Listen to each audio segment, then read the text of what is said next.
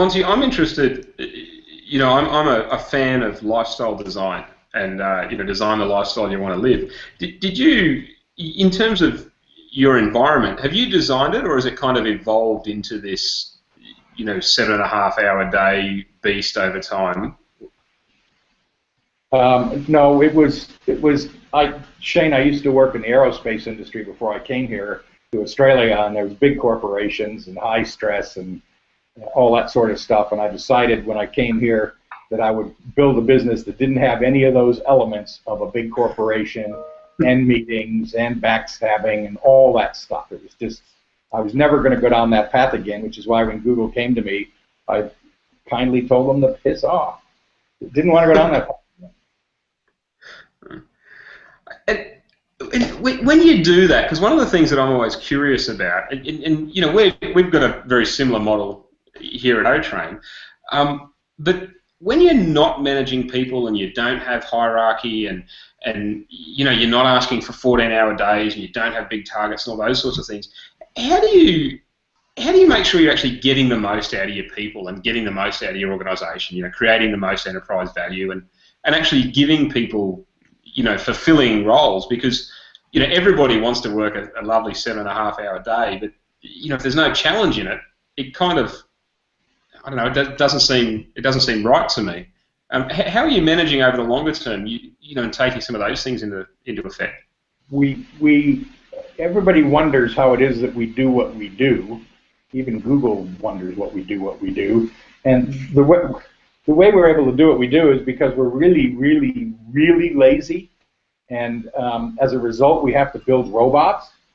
And so, like if I go and ask one of my staff, listen, can you do this for me? They'll look at me as the guy that owns the company and go, there's a crazy Yanks asking us to do this again.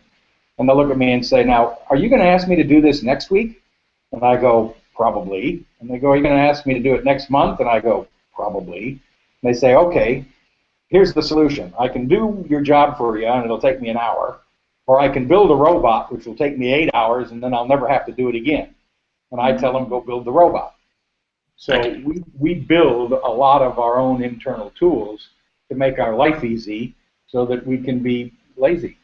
And so we do that intentionally. I mean, from a time management point of view, I don't have a PA, so I can't delegate anything. I've got nobody to delegate to. So I've either got to figure out a way to automate it or outsource it. And we don't outsource much because our tasks are intellectually challenging. They're thinking tasks. They're not mundane. Yes. They're creative and innovative. And so we just have to build robots, lots of them. Okay. So you've chosen your workforce for their diversity, and that's obviously really important to you. How do you guys do stuff after work or team building stuff, like the normal? I know you're against the norm, but with so many different interests, do you still do team building activities after work, if you like? Yeah, that's a great question, because in reality, when I say this, I virtually mean everybody in the company. I love the people in my company, and I care about them deeply. But outside of work, we don't socialize.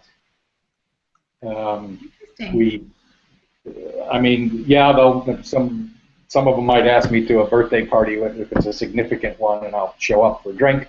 Or one of our guys got married, and so I went up to the wedding and gave him an envelope with money in it, because that's what you do. But we don't. We've given up on a Christmas party because we can't even get the guys together with their spouses. It just never happens. So we just all go out for a lunch and that's it. But outside of work, we don't live in each other's pockets. I love and care of them. I'm always at the end of a phone if they need help. But we don't socialize, particularly outside of work. What about inside work? You mentioned there's no Christmas party, but there's a Christmas lunch. Do you, in terms of your own internal rhythm, do you have the morning huddle or the Friday afternoon drinks, or do you do anything internally? Yeah, every now and then I got a little Weber queue in the office, and I'll wheel it out and put on my Google apron and hat and barbecue sausages and stuff. And normally it's beer o'clock at 3 o'clock on a Friday, and anybody can grab a beer out of the fridge. And like I said, some of the other guys are closer to each other, and some will do a few things or exercise together or whatever. But it's not very structured.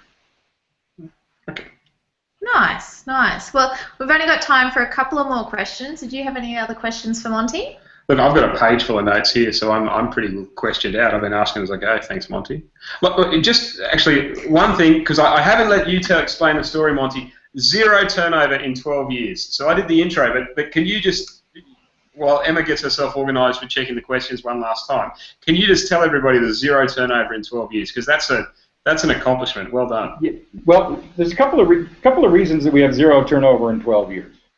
One is the flexibility of the workforce. People can come and go as they need, and some come in early and leave late, blah, blah, blah, because everybody's got a laptop and a phone and everything else. So that's part of it. The other, and they all get paid well above an award wage, and when the company makes more money, they know that we give more money to everybody, and when it gets tight, we tighten it up. The other thing is, I would say that more than half of my team have got something going on the side because they're not working evenings and weekends. My Zimbabwean friends got a little online business that does cleaning and trade type functions. My Russian guy had online eyeglass store.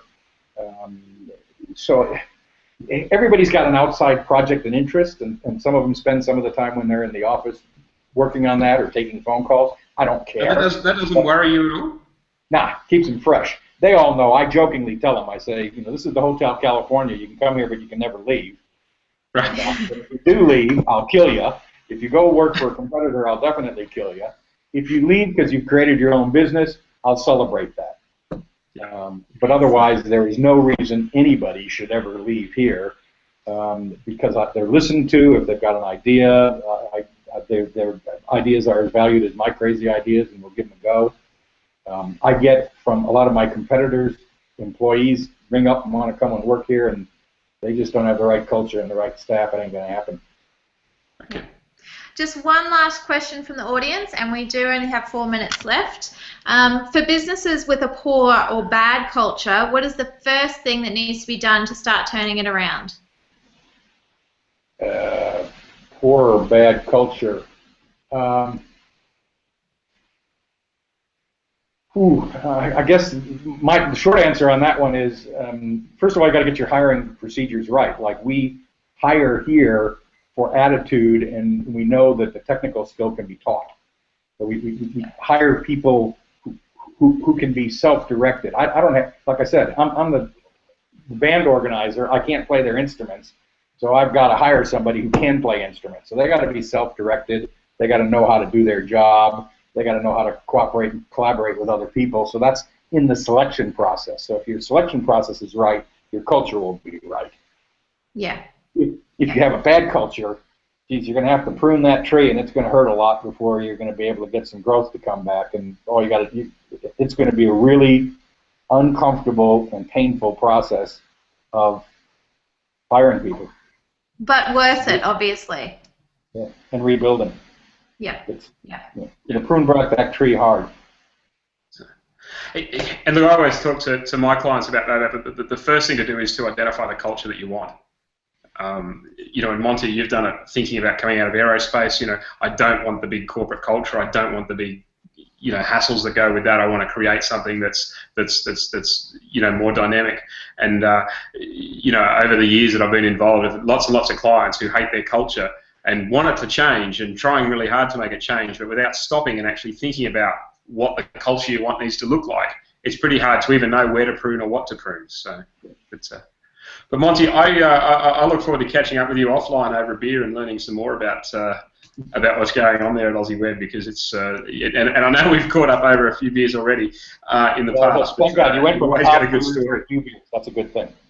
And mate, I really appreciate you dialing in today, and I hope the guys watching out there in the office have got some benefit. We've had a few questions and a few more that have come through, so we'll try and get onto them offline.